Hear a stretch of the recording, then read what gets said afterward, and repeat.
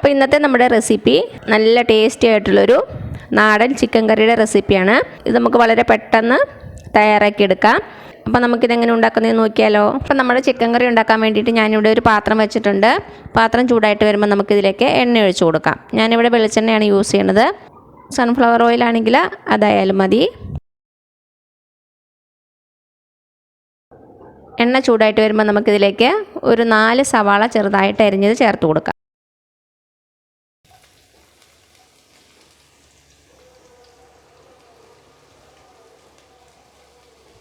തീ ഒരു മീഡിയം ഫ്ലെയിമിലേക്ക് മാറ്റാം. എന്നിട്ട് നമ്മുടെ സവാള ഒന്ന് വഴച്ചെടുക്കാം. നമുക്കിതിലേക്ക് കുറച്ച് ഉപ്പ് ചേർത്ത് കൊടുക്കാം. അപ്പോൾ പെട്ടെന്ന് വഴന്ന് കിട്ടിക്കോളും.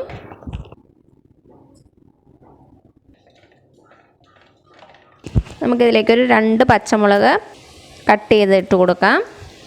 അതേപോലെ തന്നെ ഒരു 2 ടേബിൾ സ്പൂൺ ഇഞ്ചി വെളുത്തുള്ളി പേസ്റ്റ് അതും കൂടെ ഈ സമയത്ത് ചേർത്ത് കൊടുക്കാം.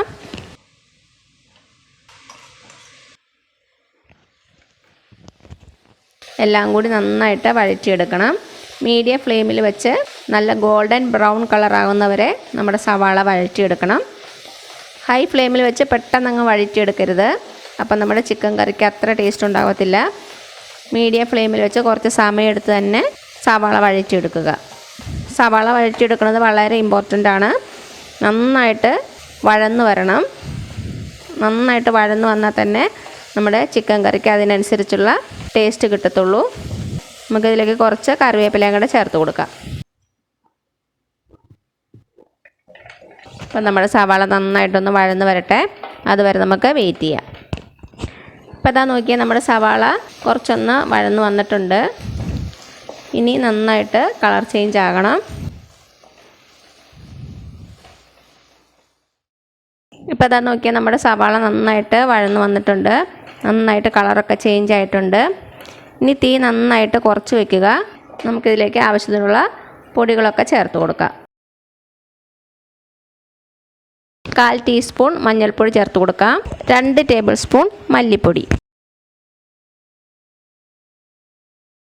3/4 ടേബിൾ സ്പൂൺ മുളക് പൊടി, 1 ടേബിൾ സ്പൂൺ ചിക്കൻ മസാലപ്പൊടി എല്ലാം കൂടി ചേർത്ത് നന്നായിട്ട് ഇളക്കി കൊടുക്കുക.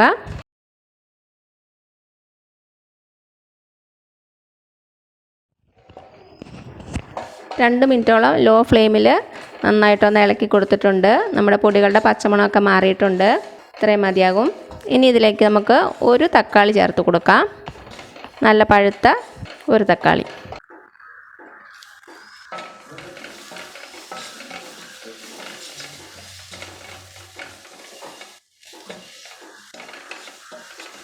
തക്കാളി ചേർത്തിട്ട് ഒന്ന് ഇളക്കി കൊടുത്തിട്ടുണ്ട്. ഇനി ഇതിലേക്ക് നമുക്ക് ചിക്കൻ ചേർത്ത് കൊടുക്കാം.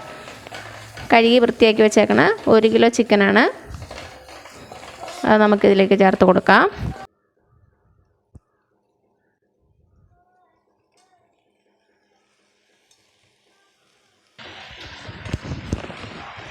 നന്നായിട്ട് മിക്സ് ചെയ്ത് കൊടുക്കുക.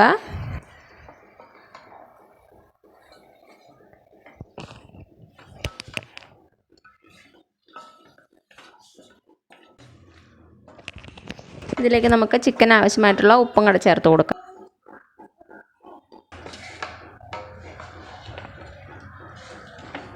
ഇപ്പോൾ തീ കൂട്ടി വെച്ചിട്ടുണ്ട്. ഒരു 2 മിനിറ്റോളം ഒന്ന് ഹൈ ഫ്ലെയിമിൽ തന്നെ ഇളക്കി കൊടുക്കുക. 2 മിനിറ്റ് ആയിട്ടുണ്ട്. നമ്മുടെ മസാലയും ചിക്കനും കൂടെ നന്നായിട്ട് യോജിച്ച് വന്നിട്ടുണ്ട്. ഇനി ഇതിലേക്ക് നമുക്ക് ആവശ്യത്തിനുള്ള വെള്ളം ചേർത്ത് കൊടുക്കാം. ഒരു 1.25 കപ്പോളം വെള്ളം ഒഴിച്ച് കൊടുത്തിട്ടുണ്ട്. ഞാൻ ചൂടുവെള്ളമാണ് ഒഴിച്ച് കൊടുത്തേക്കണത്. നന്നായിട്ടൊന്ന് ഇളക്കി കൊടുക്കുക. ഇതിനി ഒന്ന് നന്നായിട്ട് തിളച്ച് വരട്ടെ. തിളച്ച് വന്നു കഴിയുമ്പോൾ നമുക്കിത് അടച്ച് വെച്ച് കൊടുക്കണം.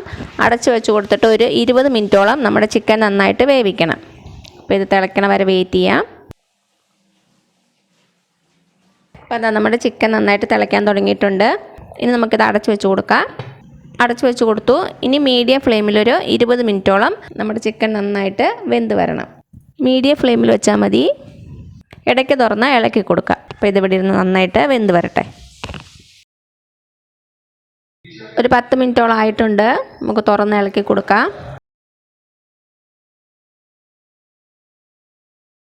ഇത് നന്നായിട്ടൊന്ന് ഇളക്കി കൊടുത്തു. ഇനി ഒരു 10 മിനിറ്റ് കൂടി ഇരുന്ന് വേവട്ടെ. അപ്പോഴേക്കും നമ്മുടെ ചിക്കൻ നന്നായിട്ട് വെന്തിട്ടുണ്ടാവും.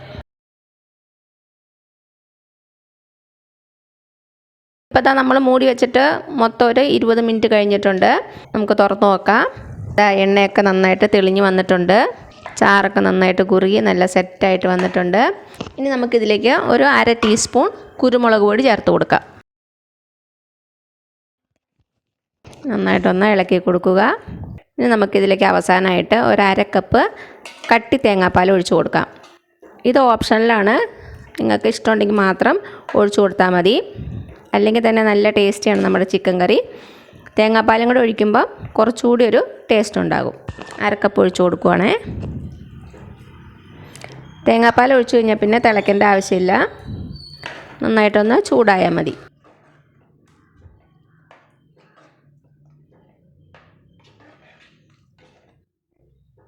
ഒന്ന് ചൂടായിട്ടുണ്ട്. ഇത്രയും മതിയാകും. ഇനി ഇതിലേക്ക് നമുക്ക് കുറച്ച് ചെറിയുള്ളിയും കറിവേപ്പിലയും ഒന്ന് താളിച്ചിട്ട് കൊടുക്കാം. കുറച്ച് വെളിച്ചെണ്ണ ഒഴിച്ച് കൊടുക്കാം. എണ്ണ ചൂടായിട്ട് വന്നിട്ടുണ്ട്. ഇതിലേക്കൊരു 2 ചെറിയുള്ളി ചെറുതായിട്ട് കട്ട് ചെയ്തത്, അതേപോലെ തന്നെ 2 വറ്റൽമുളക് നന്നായിട്ടൊന്ന് ഗോൾഡൻ കളർ ആവുന്നവരെ ഇളക്കി കൊടുക്കുക. കുറച്ച് കറിവേപ്പിലയും കൂടി ഇട്ട് കൊടുക്കാം. ഇനി നമ്മുടെ ചിക്കൻ കറിയിലേക്ക് ഇട്ട് കൊടുക്കാം. നന്നായിട്ടൊന്ന് മിക്സ് ചെയ്ത് കൊടുക്കാം. അപ്പോൾ അതാ ഇത്രയേ ഉള്ളൂ നമ്മുടെ ടേസ്റ്റി ആയിട്ടുള്ള നാടൻ ചിക്കൻ കറി. വളരെ എളുപ്പമല്ലേ ഉണ്ടാക്കാൻ, അതേപോലെ തന്നെ നല്ല ടേസ്റ്റിയുമാണ്.